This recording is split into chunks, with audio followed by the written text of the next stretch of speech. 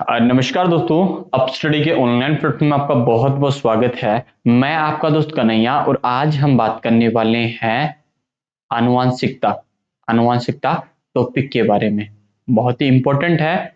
जिस कोर्स के बारे में पढ़ रहे हैं, जिनके बारे में आपको कंटेंट मिलेगा, यहाँ पे आपको साइंस की क्लास में आपको करवाने वाला हूँ। दोस्तों ध्यान रखिएगा, साइंस की जो क्लास होगी वो मैं आपको करवाने वाला हूँ। ये स्पेशली किन के लिए है? जो बच्चे सीईटी की तैयारी कर रहे हैं और उसके अलावा राजस्थान एलडीसी की तैयारी कर रहे हैं, उनके लिए बहुत ही इंपॉर्टेंट है। क्यों दोनों को साथ में चलाया गया, इसका भी कारण मैं आपको बता देता हूं। दोस्तों वीडियो स्टार्ट करने से पहले, अगर आप सीईटी के एग्जाम दोगे या एलडीसी की एग्जाम, दोनों में से एक देनी है, तो आपको ध्यान रखिएगा, जो राजस्थान एलडीसी की जो वैकेंसी आने वाली है उसके बारे में बता देता हूं। वैकेंसी ध्यान रखिएगा, 14,000 पोस्टों पे प्लस पोस्टों पे राजस्थान एलडीसी की वैकेंसी आने की संभावना है। दोस्तों ध्यान रखिएगा, 14,000 पोस्टों पे ये वैकेंसी आने की संभावना है। अगर मैं आपको बता देता हूं, अगर आप सीईटी जो समान पात्रता परीक्षा क्लियर नहीं कर देते हो, तो तब तक आप किसी भी जो एग्जाम है, जो पोस्टें हैं सीईटी में डाली गई है, तो ध्यान रखिए कि ये जितने भी पढ़ने वाले हैं, जो टॉपिक रहेगा अपना सीनियर लेवल तक रहेगा, ठीक है, 12th लेवल तक रहेगा जो अपन पढ़ने वाले हैं। क्योंकि राजस्थान एलडीसी जो एग्जाम है वो 12th लेवल पे होने वाली है।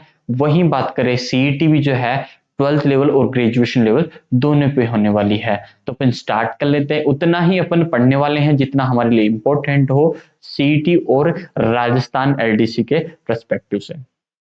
ठीक है दोस्तों, और मैं आपको कुछ इंफॉर्मेशन देना चाहता हूं। इसके अलावा जो अदर सब्जेक्ट है उनकी भी क्लासें अपने अप स्टडी जो प्लेटफॉर्म है इस पे चल रही है। आपको फ्री में यहाँ पे मिलने वाली है, किसी भी प्रकार का आपको चार्जेस नहीं देना। हमारी जो एक्सपीरियंस टीम है वो आपको डेली आपको वहां पे क्लासें चल रही हैं। दोस्तों इसके अलावा और भी वहां पे क्लासेस आप देख सकते हो। अगर आपको कंटेंट समझ में आता है तो आप उन क्लासों को भी फॉलो कर सकते हो। स्टार्ट कर लेते हैं आनुवंशिकता के बारे में। लेते हैं डेफिनेशन है जेनेटिक्स या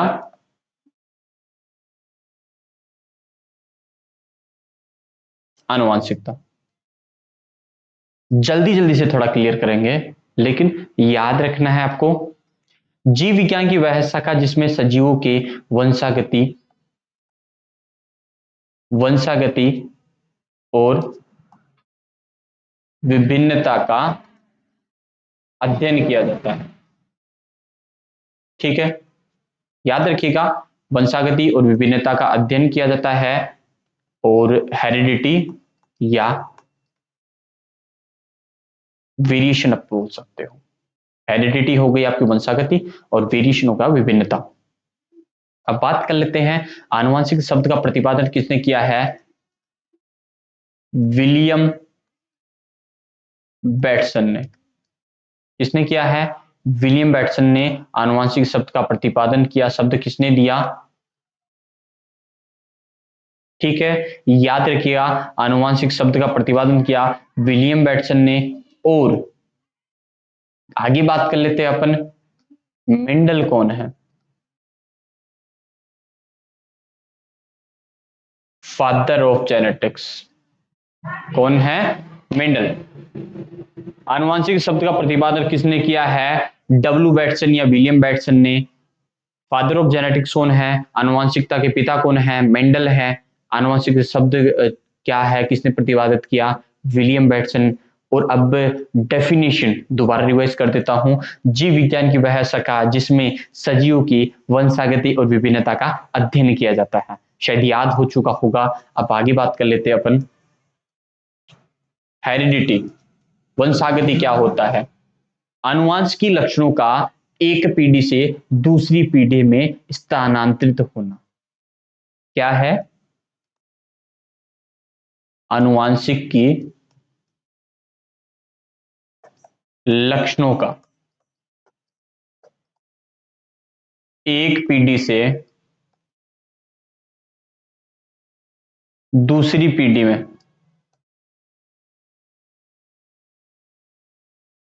क्या होना? स्थानांतरित होना।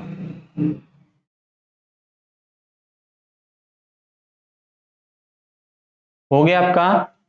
आनुवंशिकी लक्षणों का एक पीढ़ी से दूसरी पीढ़ी में स्थानांतरित होना क्या होता है आपका? वंशागति होता है, हेरिडिटी होता है, वंशागति, वंश की गति। ठीक है, वंश की गति मतलब वंश का आगे बढ़ना। ठीक है, वर्ड से ही समझ में आ जाता है कि आनुवंशिकी लक्षणों का एक पीढ़ी से दूसरी पीढ़ी में स्थानांतरित होना। आगे बात कर लेते हैं, नेक्स्ट क्या होने वाला है? विभिन्नता।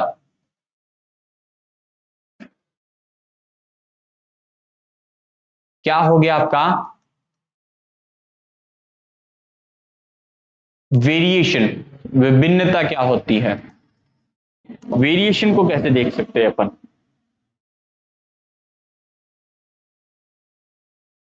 एक ही जनक की अलग अलग संतानों में, जैसे एक ही जनक है, इसकी दो संतान है जो जनक हैं। ठीक है, ये जनक है, इसकी दो संतानें हैं, राम और श्याम। ठीक है, इनमें पाई जाने वाली असमानताएं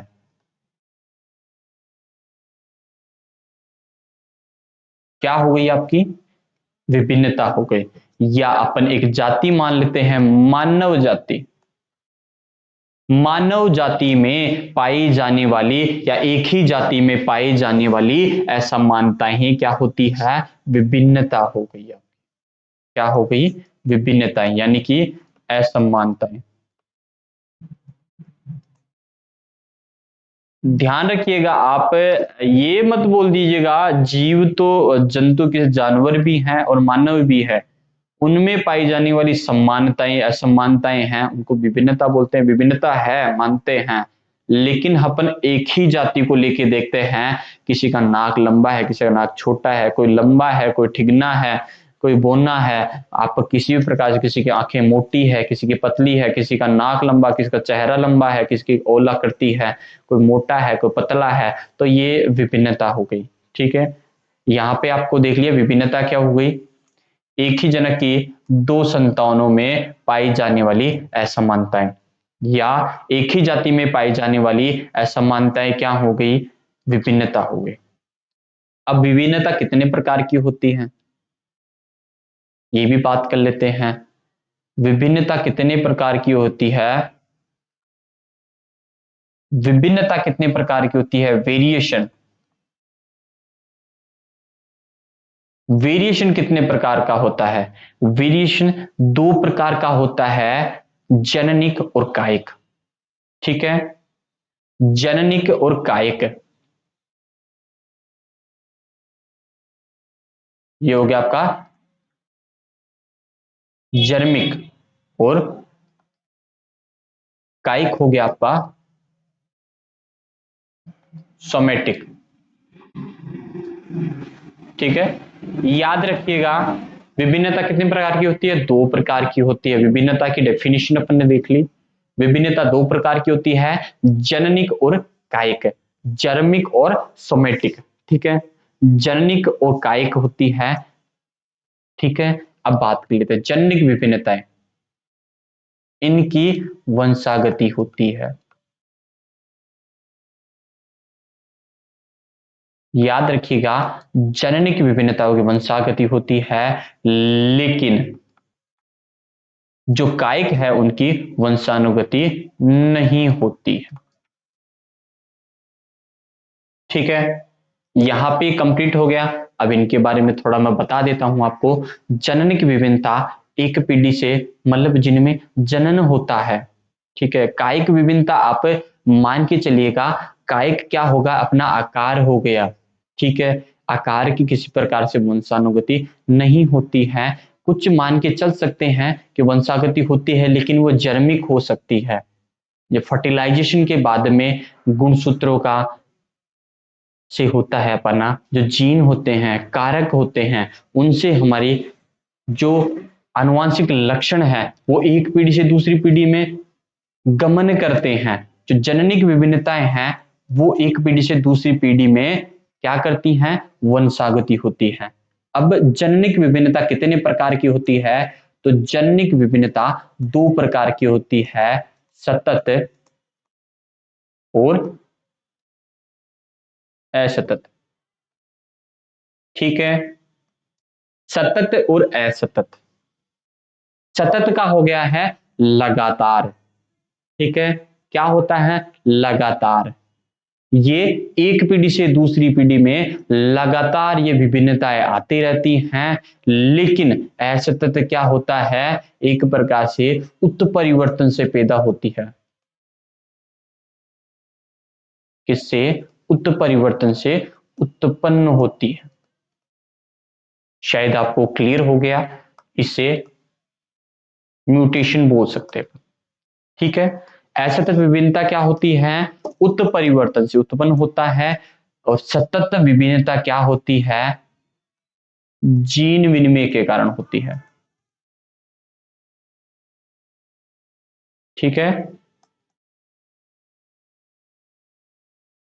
क्रॉसिंग ओवर, जीन विनिमय के कारण सतत विभिन्नताएं होती हैं। ठीक है, याद हो गया होगा, असतत क्या हो गया, उत्परिवर्तन, म्यूटेशन के कारण उत्पन्न होती है।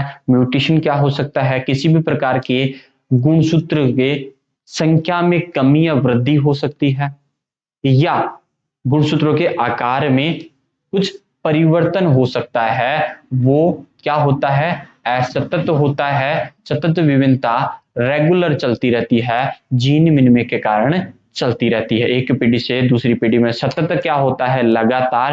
असतत का होता है लगातार नहीं होता है, एक पीढ़ी में आ गई दूसरी पीढ़ी में नहीं आई, एक तरीके से। ठीक है, क्लियर हो गया आपका, यहाँ पे आगे बढ़ते हैं। अपन ने क्या क्या देख लिया, अपन ने यहां तक देख लिया, डेफिनेशन देख ली, शब्द किसने प्रतिपादित किया, फादर ऑफ जेनेटिक्स कौन है, ठीक है, इसके अलावा अपने वंशागति देख ली। ठीक है, इसके अलावा अपन ने देख ली आपकी विभिन्नता देख ली। ठीक है, ये अपन देख चुके हैं। आगे अपन देखने वाले हैं, क्या देखने वाले हैं, आगे अपना है आनुवंशिकता की इकाई क्या होती है। देखो ये बेसिक बेसिक है, आपको ये याद रखना जरूरी है।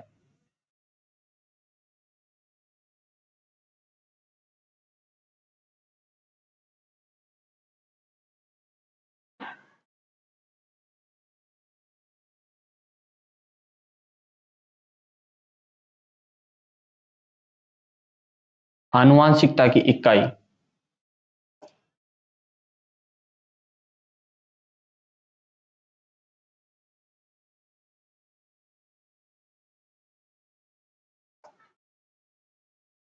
आनुवंशिकता की इकाई क्या है, तो ध्यान रखिएगा, जीन है।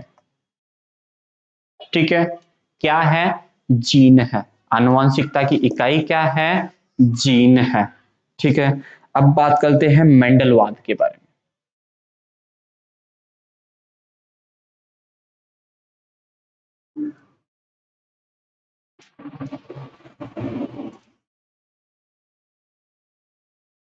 मेंडलवाद क्या है, ठीक है, मेंडलवाद के बारे में चर्चा करते हैं। तो मेंडलवाद में मेंडल का पूरा नाम क्या है, मेंडल का जन्म कहाँ हुआ था, कब हुआ था, मेंडल की मृत्यु कब हुई थी, किसके कारण से हुई थी, मेंडल ने कितने कौन से पौधे पे अध्ययन किया था, कितने विपर्यासी लक्षणों पे अध्ययन किया था। तो पहले बात कर लेते हैं, मेंडल का पूरा नाम क्या है, ग्रेगर जॉन मेंडल। जन्म कब हुआ था, 22 जुलाई 1822। कहाँ हुआ था, ऑस्ट्रिया में। ऑस्ट्रेलिया नहीं है, ऑस्ट्रिया है, ध्यान रखिएगा, ऑस्ट्रिया है। ठीक है, कहाँ हुआ था, ऑस्ट्रिया में। मृत्यु कब हुई थी, डेथ की बात करें, 5 जनवरी 1884 में। ठीक है, याद रखिएगा 5 जनवरी 1884 में मेंडल की मृत्यु हुई थी। ठीक है, आगे बात कर लेते हैं अपन। इतना आपका हो चुका है, किस कारण से हुई थी? गुर्दे की बीमारी के कारण। ठीक है, याद रखिएगा गुर्दे की बीमारी के कारण इनकी मृत्यु हुई थी। इतना आपका कंप्लीट हो चुका है, आगे बढ़ते हैं अपन। ठीक है, कितने जोड़ी विपर्यासी लक्षणों पे मेंडल ने अध्ययन किया था? अध्ययन प्रयोग कब किया गया था, इसके बारे में बात कर लेते हैं। पहले अपन बात कर लेते हैं प्रयोग के बारे में। मटर कौन सा है? उद्यान मटर पे इन्होंने अध्ययन किया था। Pisum sativum. ठीक है, पाइसम सटाइवम या सटाइवा बोल सकते हैं, पाइसम सटाइव बोल सकते हैं।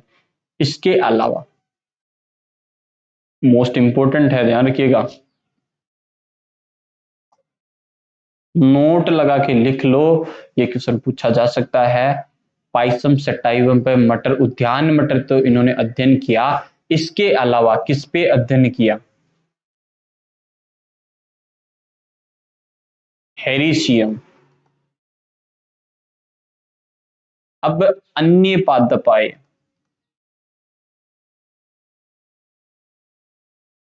याद रखिएगा मेंडल ने उद्यान मटर के अलावा किस पे अपना अध्ययन किया, परीक्षण किया? जो भी अगर आंसर क्वेश्चन पूछा जाए, ये क्वेश्चन पूछा जा चुका है दोस्तों, ध्यान रखिएगा एलडीसी में ये क्वेश्चन आ चुका है, ध्यान रखिएगा। तो हैरीसियम पादप पे इन्होंने अपने मटर के पौधे के अलावा अध्ययन किया था। ठीक है, आपको क्लियर हो गया। अन्य पादप कौन सा है? हैरीशियम। और एलडीसी की जो एग्जाम हुई थी 2016 के समथिंग, उसमें ये क्वेश्चन पूछा जा चुका है। ठीक है, आगे बढ़ते हैं। मेंडल ने, ध्यान रखिएगा, मेंडल ने 7 जोड़ी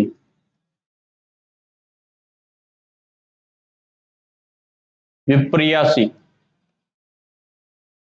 लक्षणों पर अध्ययन किया था। कितने जोड़ी? मटर के 7 जोड़ी विपर्यासी लक्षणों पर अध्ययन किया था। और कब किया था? 1866 में। ठीक है, प्रयोग कब किया था? 1856 से स्टार्ट कर दिया था इन्होंने, 1856 से स्टार्ट कर दिया था और 1866 में कंप्लीट हो चुका था उनका। ठीक है, दोबारा रिपीट कर देता हूं, प्रयोग कब किया था? 1866 में। किस पे किया था? उद्यान मटर पे किया था। पाइसम सेटाइवम बोलते हैं, पाइसम सेटाइवा बोलते हैं इसे। और इंपोर्टेंट क्या है, मटर, उद्यान मटर के अलावा किस पादप पे इन्होंने अध्ययन किया था? तो आपका हेरिशियम पादप होने वाला है। दोबारा रिपीट करता हूं, है हेरिशियम। ठीक है, इसके अलावा बात कर लेते हैं, मेंडल ने मटर के पौधे पे कितने जोड़ी विपर्यासी लक्षणों पे अध्ययन किया था? तो ध्यान रखिएगा 7 जोड़ी विपर्यासी लक्षणों पे अध्ययन किया था। ठीक है, 7 जोड़ी विपर्यासी लक्षण कौन से हैं उनके बारे में चर्चा कर लेते हैं कि 7 जोड़ी विपर्यासी लक्षण कौन से हैं। शायद मटर का पौधा आपने देखा होगा। ठीक है दोस्तों, मटर का पौधा आपने देखा होगा, तो मटर के पौधे में क्या क्या होता है? जो बच्चे कहाँ बिलोंग करते हैं, गांव से बिलोंग करते हैं, तो उनको पता है कि क्या है, कौन कौन से लक्षण आते हैं। लेकिन जो सिटी से बिलोंग करते हैं उनको भी अपन बता देते हैं, शायद सबको पता होगा, फिर भी अपन बात कर लेते हैं। एक मटर का पौधा होता है, ठीक है, जड़ें हैं, यहाँ पे फूल, मान लीजिए फूल फली में चेंज हो गया। ठीक है, फली में दाने हैं और ये पत्तियां।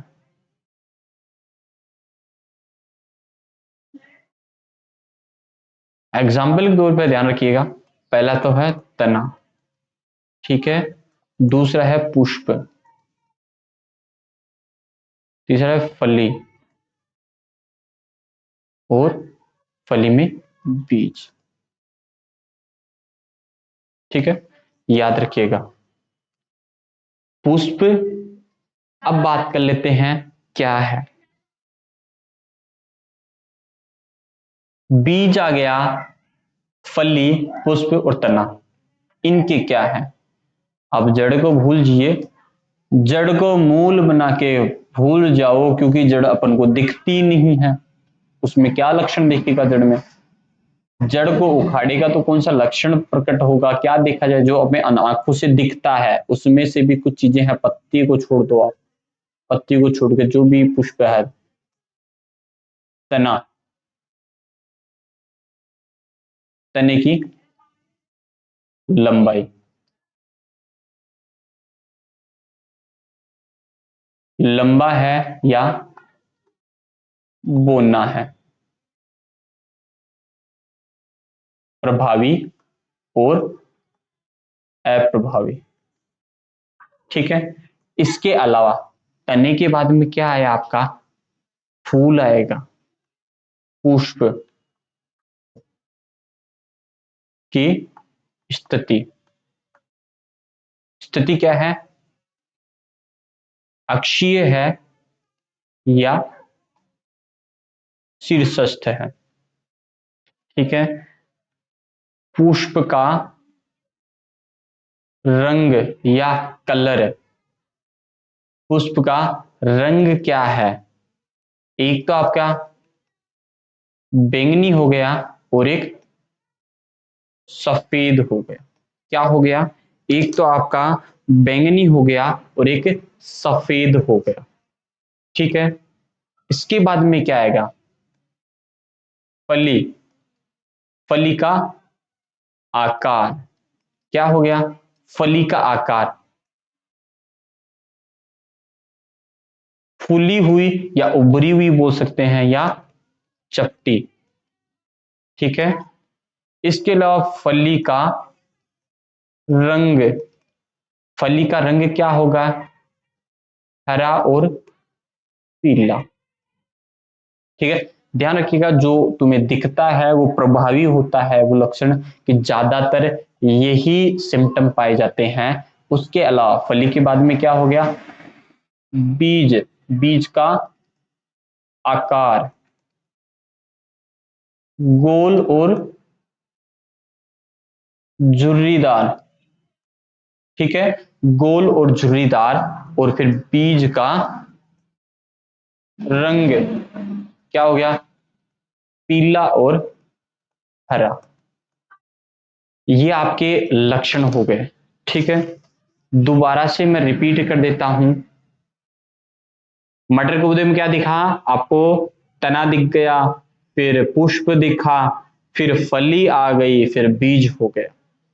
ठीक है, तने की लंबाई, पुष्प की स्थिति, पुष्प का रंग, फली का आकार, फली का रंग, और आपका बीज का आकार और बीज का रंग। ठीक है, ये आपके लक्षण हो गए जिन्हें लक्षणों पे अध्ययन किया था। ठीक है, आगे क्या होगा उसके बारे में बात कर लेते हैं अपन। आगे बात कर लेते हैं क्या होगा, मेंडल की शब्दावली।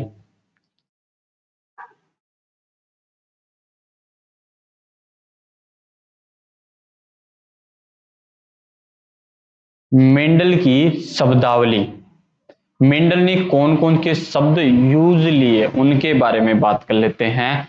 क्या क्या यूज लिए उन वर्ड्स के बारे में बात कर लेते हैं। ठीक है, पहले अपन बात कर लेते हैं विपुंसन, दूसरा बात कर लेते हैं थैलीकरण,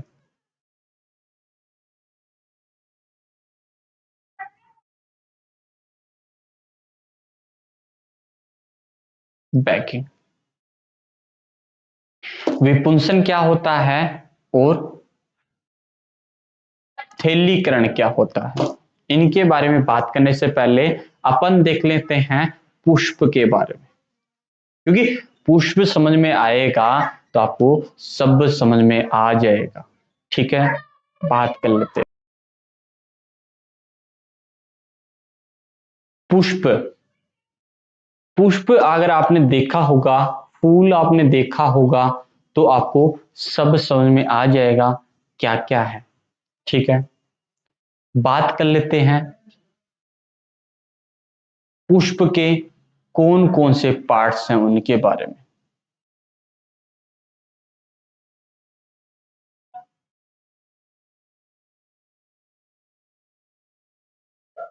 ठीक है, पुष्पासन। ठीक है, पुष्पासन, ये क्या है, थैलेमस, जहां पे पुष्प रुका हुआ है।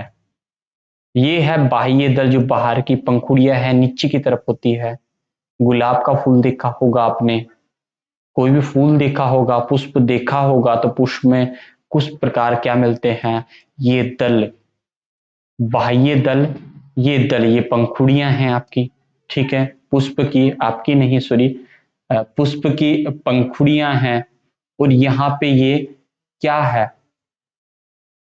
ये पुंकेसर है कंप्लीट। जितना ही अपन पढ़ने वाले हैं, जितना आपके लिए इंपॉर्टेंट है, बेफिक्र का, बेफालतू का अपन नहीं पढ़ेंगे। यहाँ अपन को जितना ही पढ़ना है, जितना अपन के लिए आवश्यक है। ऐसा तो नहीं है कि तुम्हें नीट लेवल का पढ़ा दें यहाँ पे, तो बहुत ही ज्यादा हो जाएगा। आपका आनुवांशिकता है, ये बहुत बड़ी यूनिट है, ध्यान रखिएगा, बहुत बड़ी यूनिट है, तो यही कंप्लीट नहीं होगी जल्दी से। ठीक है, अगर हमें टाइम मिला फ्यूचर में तो हम वो भी आपके लिए करेंगे, वो भी आपके लिए लेके आएंगे अलग से, अगर इंटरेस्टेड हैं बच्चे उसके लिए। यहाँ पे अपने देख लिया, ये है आपका पराग कोश, ये आपका पूतंतु। ठीक है, इसको बोलते हैं कंप्लीट पुंकेसर। पराग कोश क्या है, नर जननांग। ठीक है, पुंकेसर का भाग कौन सा है, पराग कोश क्या है, नर जननांग। ठीक है, आगे बात कर लेते अपन, ये है स्त्री केसर कंप्लीट। ठीक है, स्त्री केसर के क्या क्या भाग हैं, वर्तिकाग्र, वृत्तिका और अंडाशय। ठीक है, ये आपका अंडाशय है, मादा जननांग। क्लियर हो गया आपका, नर जननांग परागकोश पुष्प का, मादा जननांग कौन सा है, अंडाशय। ठीक है, अब बात कर लेते हैं, ये कंप्लीट हो गया आपका स्त्री केसर। अंडाशय में और क्या क्या आता है, ये आपका दिख रहा है बीजांड, और जो छोटे छोटे क्या है, अंडाणु, जो मादा युग्मक है। ठीक है, मादा युग्मक क्या है, अंडाणु बोलते हैं इनको, मादा युग्मक हो गए आपके। ठीक है, नर युग्मक के बारे में बात करते हैं, पराग कोश में क्या निकलते हैं, जो पराग कण होते हैं। ठीक है, ये आपके नर युग्मक। ठीक है, यहां पे आपका क्लियर हो गया, ये मादा युग्मक और नर युग्मक। ठीक है, ये आपके शायद शब्द में आ चुका होगा।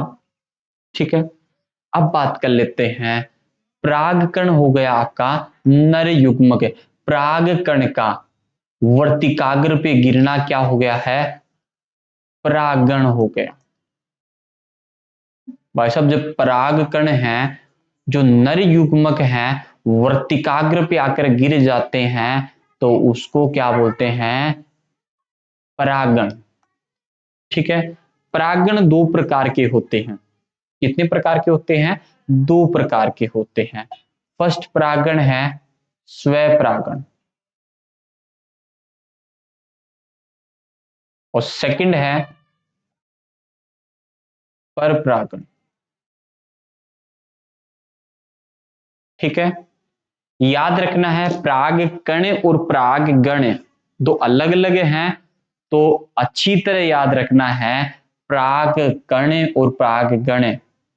नर युग्मक प्राग कण का वर्तिकाग्र पे आकर गिरना क्या होता है? प्रागगण होता है।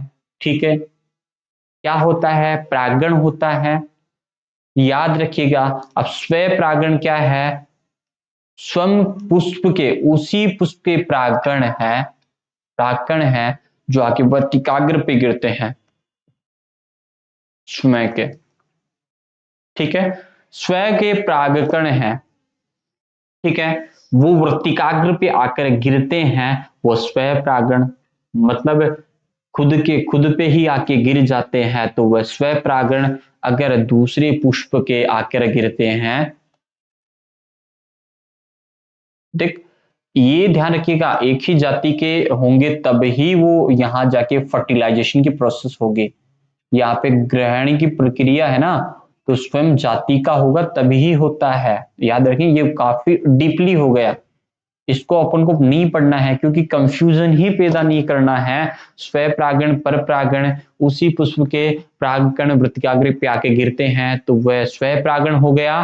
लेकिन दूसरे पुष्प के आकर क्या करते हैं? प्रागकण आकर वर्तिकाग्र पे गिरते हैं, उसी जाति के, ध्यान रखिएगा, उसी जाति के पुष्प के। ठीक है, तो उसे बोलते हैं पर परागण। ठीक है, अब बात कर लेते हैं। अब बेटा स्वयं परागण की प्रक्रिया अपन को रोकनी है कि अपन को क्या करना है कि ये स्वयं परागण की प्रक्रिया है उसे रोक दे। वो कैसे रोका जाए? अगर ध्यान किया परागकण आके उस पर गिरेंगे ही नहीं तो वह स्वयं परागण की क्रिया रुक जाएगी। कैसे रोके अपन स्वयं परागण की प्रक्रिया को? स्वयं परागण की प्रक्रिया क्या होता है, जो स्त्री के पुंकेसर है उनको अपरिपक्व अवस्था में काटकर हटा दिया जाए या किसी प्रकार से हटा दिया जाए तो ध्यान रखिएगा स्वयं परागण रुक जाएगा। क्योंकि जब पराग कण उस स्वयं के होंगे ही नहीं, वहां पे बनेंगे ही नहीं, तो वर्तिकाग्र पे आके गिरेंगे नहीं, गिरेंगे नहीं तो पराग गण नहीं होगा, स्वयं परागण नहीं होगा। तो ठीक है, तो ये फर्टिलाइजेशन का प्रोसेस भी नहीं होगा।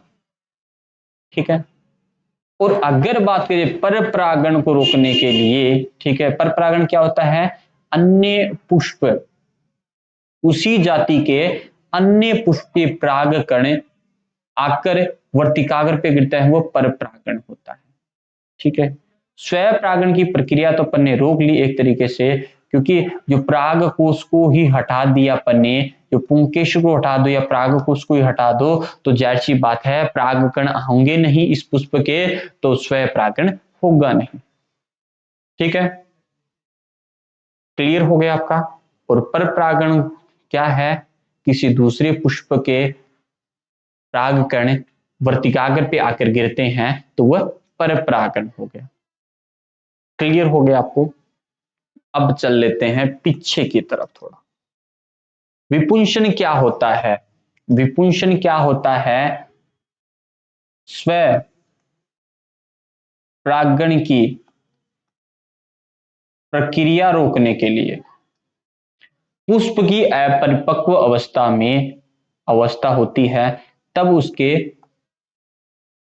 पुंकेसर को काटकर हटा देना क्या हो गया? विपुंसन हो गया। स्वयं परागण की प्रक्रिया को रोकने के लिए, ठीक है, रोकने के लिए जो स्वयं परागण की प्रक्रिया है उसको रोकने के लिए ध्यान रखिएगा पुंकेसर को, जो पुंकेसर है, ठीक है, या आप मानिए पराग कोष को हटा देना, ठीक है, तो वो आपका हो गया विपुंसन। थैलीकरण क्या है? भाई साहब अब पर परागण तो आपने रोक लिया, स्वयं परागण तो सॉरी स्वयं परागण तो रोक लिया, अब भाई साहब दूसरी जाति वाले पुष्प हैं, सॉरी उसी जाति के दूसरे पुष्प हैं, तो वो भी तो आके अटैक करेंगे ना कि हमें भी झंडे उखाड़ने हैं यहां आकर, क्यों छोड़े फ्री में? ठीक, तो क्या होगा? क्या होगा? ये पर परागण पर परागण की प्रक्रिया को रोकने के लिए, ठीक है, पर परागण की प्रक्रिया को रोकने के लिए किसे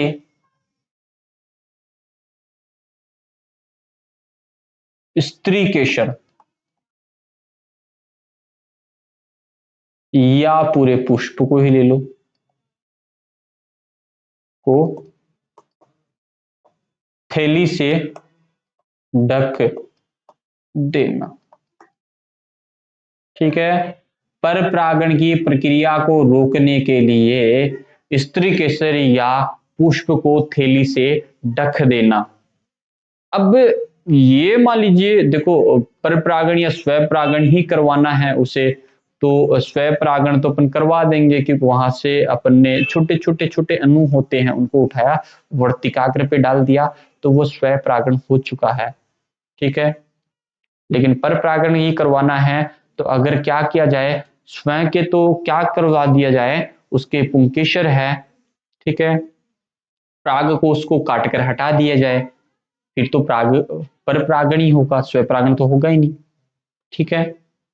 वही है जैसे एक मटर का पौधा ये, एक मटर का पौधा ये, अब इसके पुष्प हैं और इसके पुष्प हैं, इससे इससे क्रॉस करवाना है तो इसके परागकण उठाए इस पे डाल दिए, इसके परागकण उठाए इस पे डाल दिए, तो ये संकर हो गया एक तरीके से, ठीक है।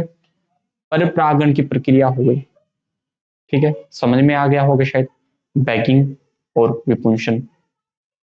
आगे बढ़ लेते हैं, इसके अलावा क्या बनते हैं क्वेश्चन, ठीक है, मोस्ट इंपोर्टेंट है, ध्यान रखिएगा। पुष्प का कौन सा भाग फल में परिवर्तित होता है या सत्य फल बनता है, किसका बनता है, अंडाशय, ठीक है। अंडाशय जो क्या होता है, किसमें परिवर्तित होता है, फल में परिवर्तित होता है, उसे सत्य फल बोल सकते हैं, ध्यान रखिएगा। और ध्यान रखिएगा असत्य फल,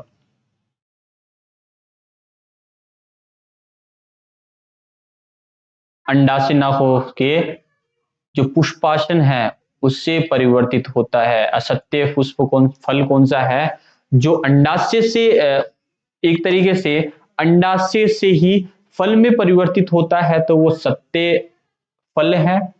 और असत्य फल कौन सा है, जो अंडाशय से ना होकर पुष्पासन से परिवर्तित होता है, जो सेब हो गया, आपका सेब है वो असत्य फल है, ध्यान रखिएगा। असत्य फल है ये किसके होता है, थैलेमस जो पुष्पासन है उससे परिवर्तित होता है, फल में परिवर्तित होता है, ठीक है।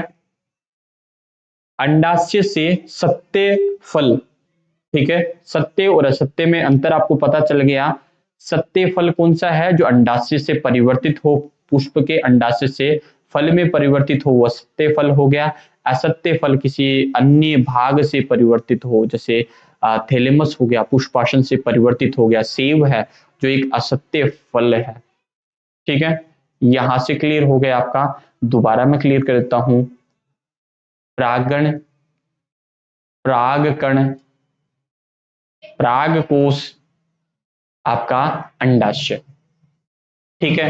अब बात कर लेते हैं, दोबारा रिपीट कर देता हूं, क्या है, पुष्प के कौन कौन से भाग हैं, उसके इंपोर्टेंट आपने देख लिया। अब इंपोर्टेंट देख लेते हैं, मादा जननांग क्या है, अंडाशय, ठीक है।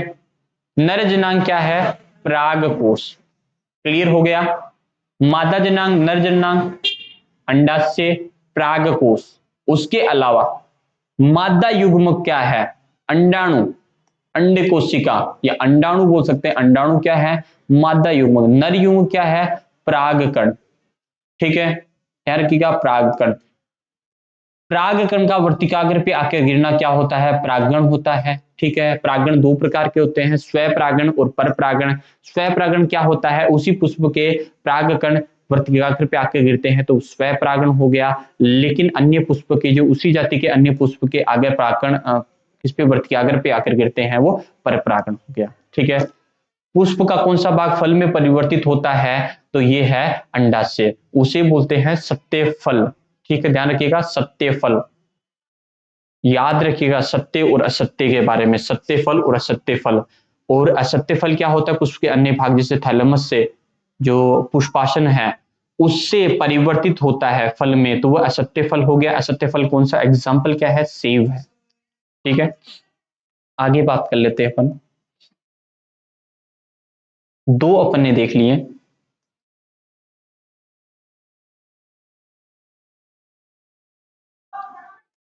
विपुंसन और थैलीकरण, दो अपन देख चुके हैं। थर्ड है प्रभावी अप्रभावी।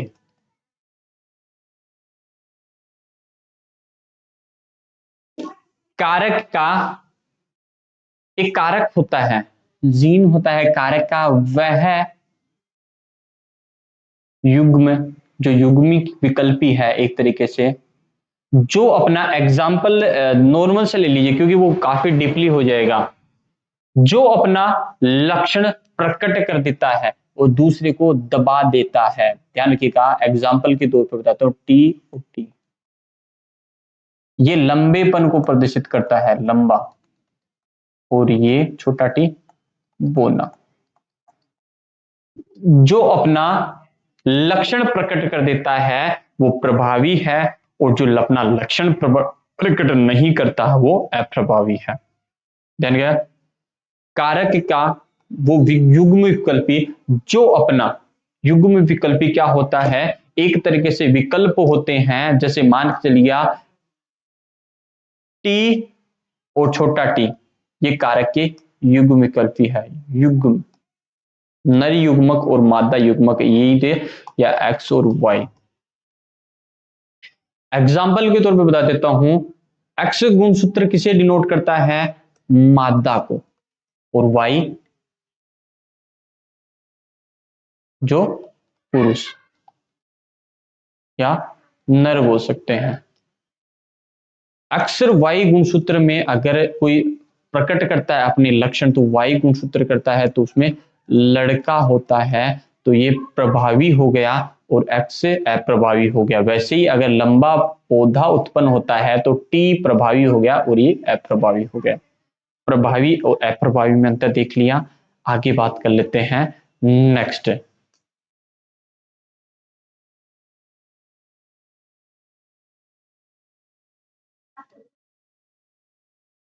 लक्षण प्रारूप। क्या हो गया आपका,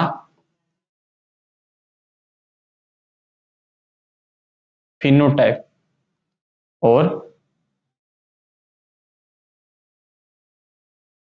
जीन प्रारूप।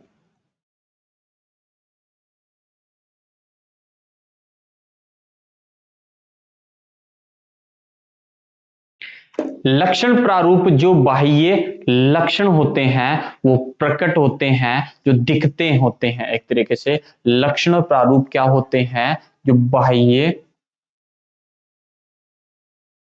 लक्षण होते हैं उनको लक्षण प्रारूप बोल सकते हैं। जो जीन समूह होता है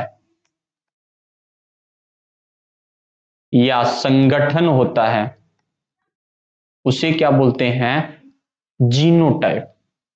ठीक है, एग्जाम्पल पे मैं बता देता हूं, जो हमें नंगी आंखों से दिखते हैं वो लक्षण प्रारूप है, जो हमें नहीं दिखते हैं जिनों का एक संगठन होता है वो जीन प्रारूप है। तो मैं एग्जाम्पल के तौर पे बता देता हूं, जैसे ये अगर अपन देखें तो प्रभावी लक्षण को है लंबा, ये भाई साहब लंबा पौधा है, लेकिन इसका जीन प्रारूप हो क्या है, तो जीन प्रारूप ये है। ठीक है, अपन ये नहीं बता सकते हैं कि प्रभावी कौन सा था, इसमें और भी है, ये भी लंबा ही होगा। ठीक है, लंबा ही होगा दिखने में तो, लेकिन शुद्ध अशुद्ध इसका आता पता नहीं है अपन को, लेकिन इसका लक्षण प्रारूप क्या है, लंबा है, जो हमें दिखता है।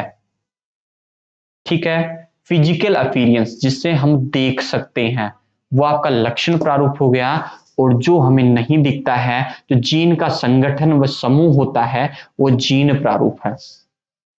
ठीक है, यहां पे बात कर लेते हैं टी टी टी टी, ठीक है, और टी टी और otherwise.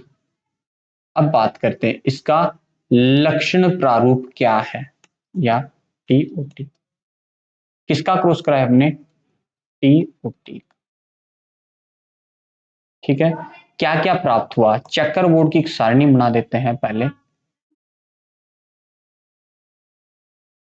T O T T O T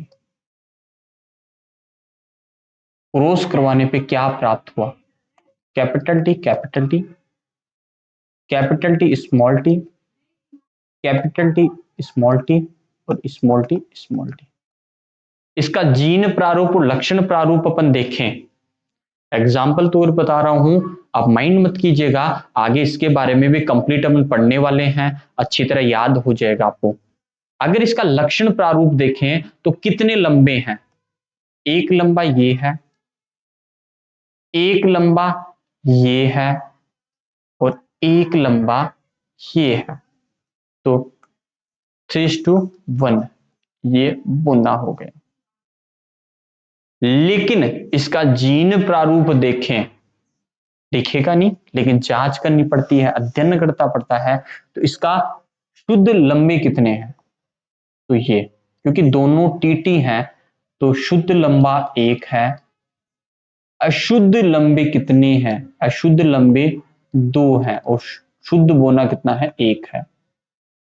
ठीक है, लक्षण प्रारूप और जीन प्रारूप आपको समझ में आ गया होगा। जो फिजिकल अपीयरेंस है, जो हमें पी मतलब फिनो, लक्षण का क्या हो गया, फिनोटाइप, फिनोटाइप क्या हो गया, जो हमें दिखते हैं, जीनोटाइप जो जीन का संगठन होता है, शुद्ध अशुद्ध का मान लीजिए, ठीक है, जो हमें दिखते नहीं है।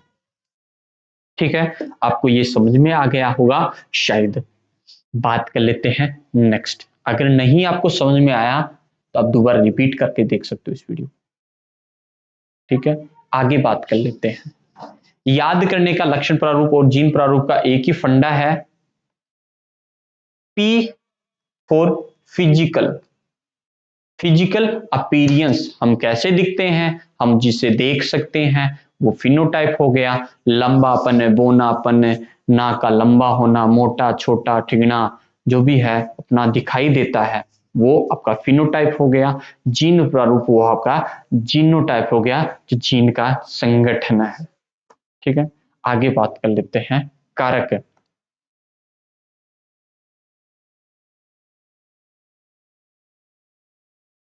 कारक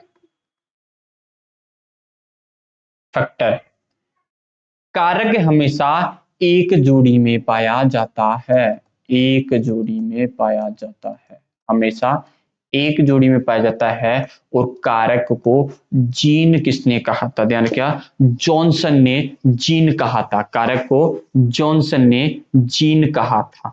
ठीक है, क्या कहा था, जीन कहा था, किसने, जॉनसन ने, कारक मेंडल ने तो कारक कहा था, लेकिन जॉनसन ने इसे जीन कहा था।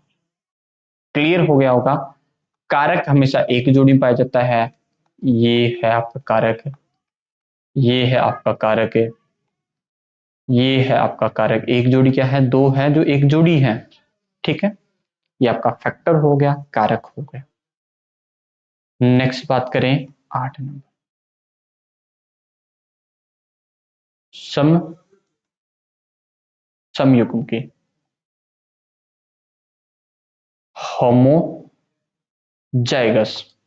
होमोजाइगस, होमोजाइगस क्या है, एक ही लक्षण को प्रकट करने वाले क्या है, युग्म या कारक। क्या होता है, कारक का वह जोड़ा जो एक ही लक्षण के विकल्प हैं या एक ही लक्षण को प्रकट को करते हैं, एक ही तरह दिखते हैं तो वो कारक हो गया, मतलब समान लक्षण को प्रकट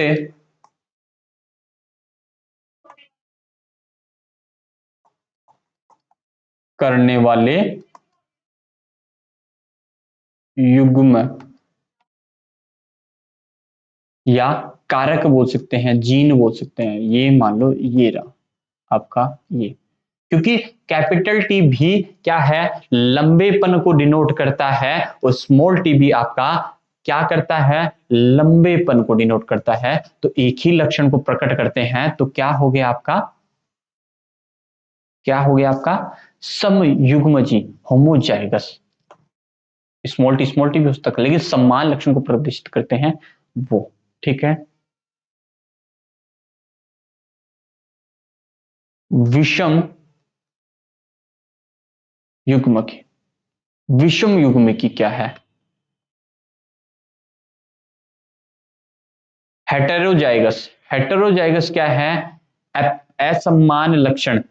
लक्षण तो वैसे एक तरीके से समान होगा, लेकिन वो अलग अलग लक्षण प्रकट करने वाले होते हैं। जैसे मान लीजिए असमान,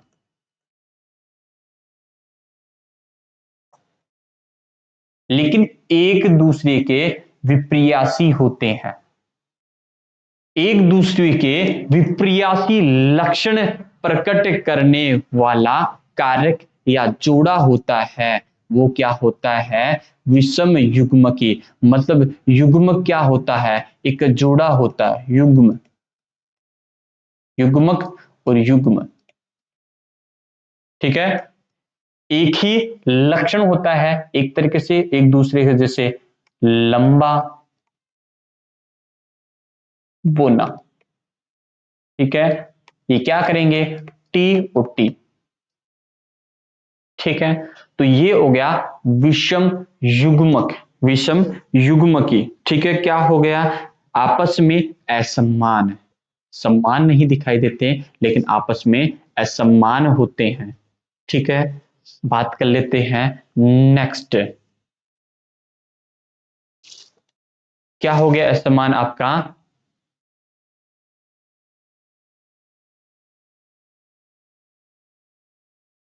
अर्ध युग्मकी, अर्ध युग्मक या युग्मकी, हेमीजाइगस। हेमीजाइगस है आपस में बिल्कुल अलग अलग लक्षण प्रकट करने वाले जो कारक हैं, ध्यान रखिएगा, जो कारक हैं आपस में अलग अलग लक्षण प्रकट करते हैं।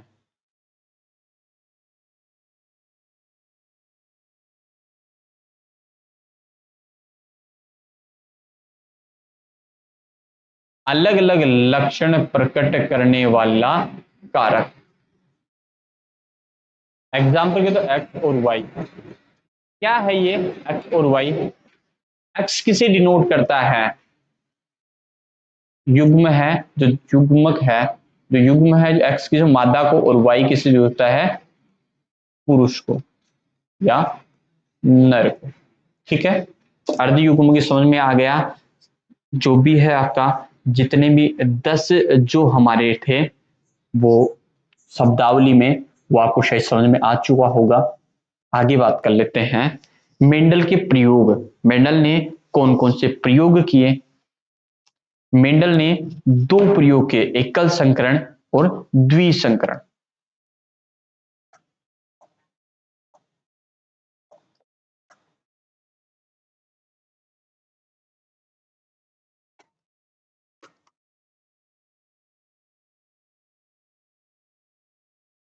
एकल संकरण,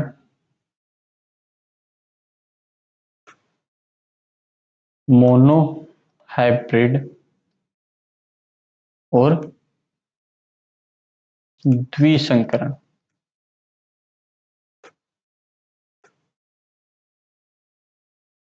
डाइहाइब्रिड, ठीक है। इनके बारे में आगे चर्चा करने वाले हैं। पहला अपन बात कर लेते हैं मेंडल के बारे में। ठीक है, नव मेंडलवाद क्या है? कर गया, मेंडल ने मटर के पौधे पे अध्ययन क्यों किया, रीजन क्या था?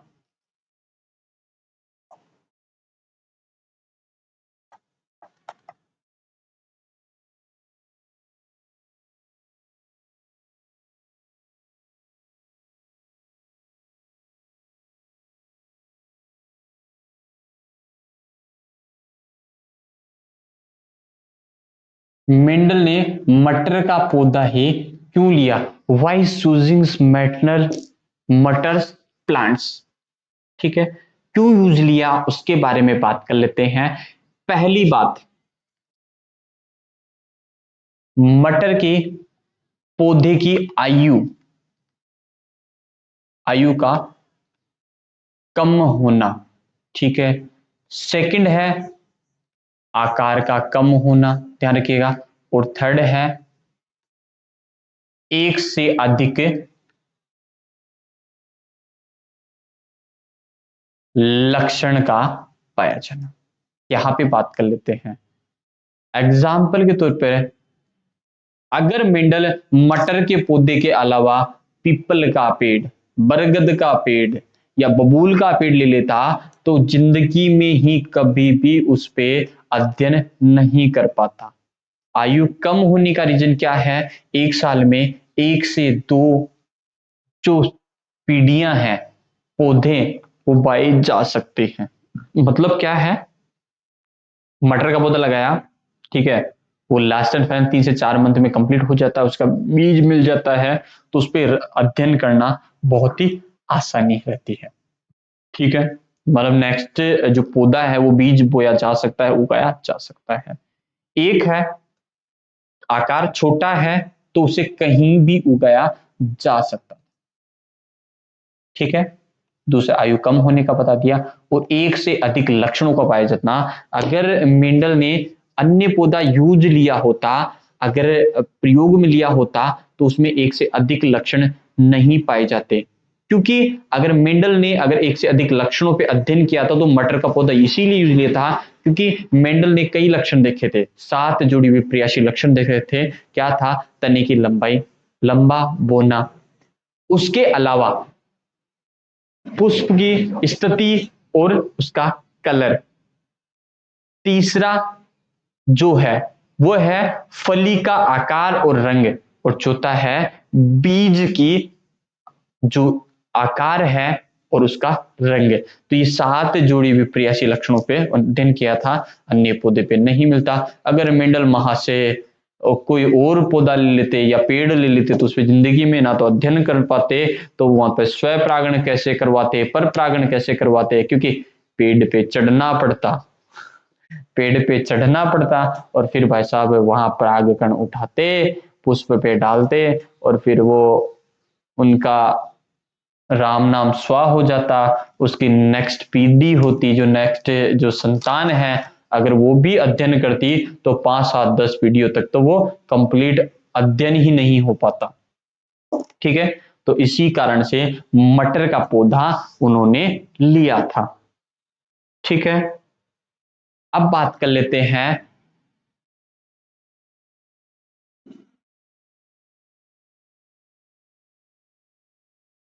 मेंडल का जो प्रयोग है वो लोगों के सामने क्यों नहीं आए, क्यों नहीं आए? ये भी कारण है ना कि अध्ययन तो कर लिया लेकिन वो नव मेंडलवादी वैज्ञानिक क्यों कहलाए, क्योंकि उन्होंने ही क्यों बताया, उनका नाम क्यों आता है, उसके बारे में चर्चा करेंगे। कि वैसे मेंडल महोदय ने तो अध्ययन तो 1866 में प्रयोग कंप्लीट कर लिया था, लेकिन 1866 में 1900 में पता चला था, तो कि 1900 में मेंडल महाशय ने ये अध्ययन कर लिया था। पहला रीजन क्या था? जिस पत्रिका में अखबार होता है, जिस पत्रिका में, पत्रिका नाम क्या था? द नेचर फॉर सीडार वेरियम। द नेचर ऑफ सीडार वेरियम जो जर्मन पत्रिका थी, ध्यान रखिए कौन सी थी? जर्मन पत्रिका थी। उसमें इन्होंने प्रकाशन करवाया था। किसमें प्रकाशन करवाया था? द नेचर ऑफ सिडारवेरियम। ठीक है, पहला कारण। दूसरा कारण, पहले कारण पे दोबारा चर्चा कर लेते हैं। अगर मान के चलो आपने कोई अध्ययन कर लिया, ठीक है, किसी प्रकार की खोज कर ली है। अब ऐसा खोज करके आप क्या करोगे, उसको अगर लोगों को बताओगे तभी तो पता चलेगा कि आपने कुछ इनोवेशन की है, कुछ आपने किया है। अगर सोशल मीडिया के थ्रू आजकल तो बहुत ज्यादा हो गया, प्रचार प्रसार किसी प्रकार से कर दिया जाता है, पहले तो नहीं था। पहले तो एक पत्रिका थी, और जो पत्रिका मेंडल महाशय ने काम में ली थी, उसमें प्रकाशन करवाया था, तो वो इतनी चर्चा में ही नहीं थी, वो इतने लोग पढ़ते ही नहीं थे। ये मान के चलो शाम का अखबार है, और शाम का अखबार आप में से कितने लोग पढ़ते हैं? शायद सुबह का ही नहीं पढ़ते होंगे, शाम का तो छोड़िए आप। ठीक है, तो क्या था कि मेंडल महाशय ने क्या किया था, जो अपने जो नेचर फॉर शेडार वेरियम नामक पत्रिका, जर्मन पत्रिका थी, तो उसमें प्रकाशन करवाया था। तो वो पत्रिका इतनी पॉपुलर नहीं थी, लोग कम पढ़ते थे, इस कारण से ही। तो फर्स्ट रीजन तो यही रहा था कि प्रकाशन जिस पत्रिका में करवाया था, तो ध्यान रखिएगा, वो पत्रिका इतनी पॉपुलर नहीं थी। ठीक है, दूसरी बात कर लेते हैं। जो मेंडल महाशय ने जो गणितीय गणनाएं की थी, क्या थी? गणितीय गणनाएं की थी, जो दी थी, वो काफी उस समय के अनुसार काफी एडवांस थी। ठीक है, क्या थी? एडवांस थी। जो गणनाएं की थी वो काफी एडवांस थी। और तीसरी है, डार्विन की उस समय पुस्तक थी, एक आई थी, जाति का उद्भव। ठीक है, कौन सी पुस्तक आई थी? जाति का उद्भव या उत्पत्ति। ठीक है, जाति की उत्पत्ति। डार्विन की जो पुस्तक थी, जाति की उत्पत्ति, ये बहुत ज्यादा उस समय चर्चा का विषय थी। इस कारण भी मेंडल के प्रयोग लोगों की नजर में नहीं आए। वैसे मेंडल महाशय बहुत ही चतुर थे। ठीक है, तो इन्होंने कुछ गलतियां की, उन कारण से इनके मेंडल, जो नव मेंडलवाद हुआ, ठीक है, नव मेंडलवाद मतलब जो नए वैज्ञानिक थे, उन्होंने बताया कि हमारे मेंडल महाशय ने ये पहले ही 1866 में ही अध्ययन कर लिया था। तो 1866 में ही बता दिया था कि भाई साहब ये आनुवंशिकता के नियम हैं, और ये सब के बारे में बता दिया था। ठीक है, पहला रीजन क्या था? द नेचर ऑफ सेडार, sorry, the nature of for सेडार वीरियम, जो जर्मन पत्रिका थी, तो उसमें प्रकाशन करवाया था, तो वो पॉपुलर नहीं थी। गणितीय गणनाएं थी, काफी एडवांस थी, जो लक्षण प्ररूप, जीन प्ररूप 1/2/1 और लक्षण प्ररूप 3/1, जो ये गणनाएं थी, तो उस समय के अनुसार काफी एडवांस थी। और तीसरी बात क्या है? डार्विन की पुस्तक उस समय आई थी, जाति की उत्पत्ति, वो काफी आकर्षण का विषय थी। ठीक है, अब बात कर लेते हैं नेक्स्ट, नव मेंडलवाद। क्या है नव मेंडलवाद? नव मेंडलवादी वैज्ञानिक कौन कौन से हैं? कौन कौन से हैं? तो नव मेंडलवादी कौन कौन से हैं? होंगे डू ब्रीज, कॉलकोरेंस, और आपका वैन मार्क सॉरमैक। ठीक है, वॉन सैरमक। ठीक है, अब बात कर लेते हैं, इनका नाम मैं लिख देता हूं, वॉन सैरमक,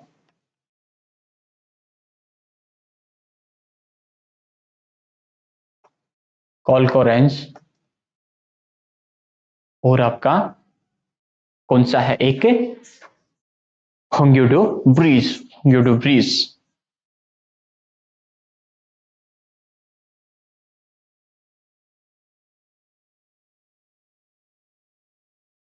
ठीक है, अब इनको पता चला, ठीक है, तो इन्होंने क्या करवाया, इन तीन वैज्ञानिकों को पता चला कि मेंडल महाशय ने क्या किया, जो अध्ययन किया था 1866 में ही इन्होंने आनुवंशिकता पे अध्ययन कर लिया था। तो वॉन शेरमैक, कार्ल लॉरेंस और ह्यूगो ब्रीज जो तीनों वैज्ञानिक थे, इन्होंने मिलकर दोबारा इन जिन मेंडल के जो नियम थे अध्ययन किया था उसकी फ्लोरा जो नामक पत्रिका थी उसमें उसका प्रकाशन करवाया। और एक्चुअल में क्या बोलते हैं, इनको नव मेंडलवादी वैज्ञानिक बोलते हैं। क्या बोलते हैं, नव मेंडलवादी वैज्ञानिक।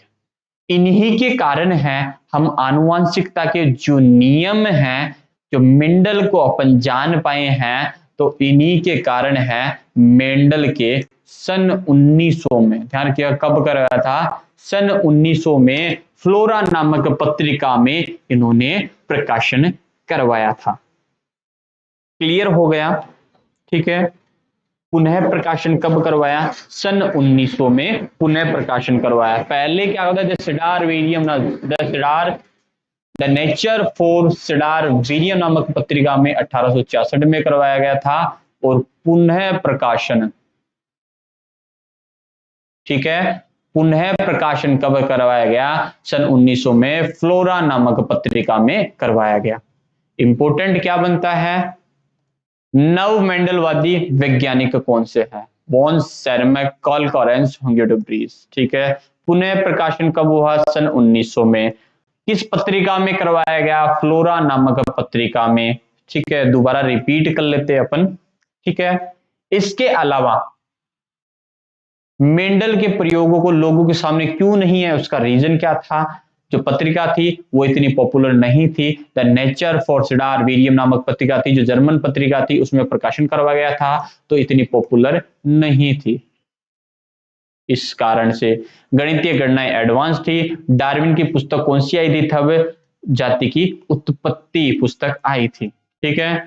नेक्स्ट देख लेते हैं, और क्या हुआ, मटर के का पौधा ही क्यों लिया, उसकी आयु कम थी, आकार छोटा था, एक से अधिक लक्षण पाए गए थे, इस कारण से, ठीक है। आगे बात कर लेते हैं, मेंडल ने कौन कौन से प्रयोग किए, एकल संकरण, द्वितीय संकरण, ये नेक्स्ट क्लास में इनके बारे में कंप्लीट पढ़ने वाले हैं, ध्यान रखिएगा। जो नेक्स्ट क्लास आएगी उसमें कंप्लीट इसके बारे में डिस्कस करेंगे अपन। इसके अलावा बात करते हैं अर्धयुग्मी की क्या है, आपस में अलग अलग लक्षण प्रकट करने वाले कारक कौन से हैं, वो क्या है, हेमीजाइगस हो गए, जैसे एक्स और वाई आपका क्या हो गया, ये मादा युग्म है और ये नर युग्मक है, ठीक है। आपस में अलग अलग लक्षण प्रकट करते हैं, तो ये कौन से हैं, हेमीजाइगस हो गया। अब बात करते हैं विषम युग्मजी, असमान, आपस में असमान होते हैं, जैसे लंबा और बोना हो गया, कैपिटल टी स्मॉल टी। अब बात करते हैं समयुग्मजी, हेमोजाइगस, होमोजाइगस समान लक्षण प्रकट करने वाले, आपस में समान, कैपिटल टी स्मॉल टी। कारक क्या हो गए, कारक क्या है, एक जोड़ी में पाए जाते हैं, उनको बाद में जीन कहा गया, किसने, जॉनसन ने नाम दिया, तो ये ध्यान रखिएगा जॉनसन इंपॉर्टेंट है, ठीक है। दोबारा और चर्चा कर लेते अपन, लक्षण प्ररूप क्या है, जो फिजिकल अपीयरेंस जो दिखता है, बाह्य लक्षण है, उनको क्या बोलते हैं, लक्षण प्ररूप बोलते हैं। जीन प्ररूप क्या है, एक तो जेनेटिक मेकअप, जो जेनेटिक के अंदर का है अपना जीन का समूह है, जीन का संगठन है, उसे क्या बोलते हैं, जीन प्रारूप है। और आगे बात कर लेते हैं विपुंसन क्या है, ठीक है। विपुंसन क्या होता है, स्वपरागण की प्रक्रिया को रोकने के लिए नर जननांग होता है, उनको या पुंकेसर को काटकर हटा देना, वो क्या हो गया, विपुंसन हो गया। एक तरीके से थैलीकरण क्या हो गया है, परपरागण को रोकने के लिए पुष्प या स्त्री केसर या वर्तिकाग्र को थैली पहना देना, वो क्या हो गया, थैलीकरण हो गया। प्रभावी क्या होता है, जो अपना लक्षण कारक का, ठीक है, कारक में जो अपना लक्षण प्रकट कर देता है, जो क्या होता है, प्रभावी होता है, ध्यान रखिएगा। जैसे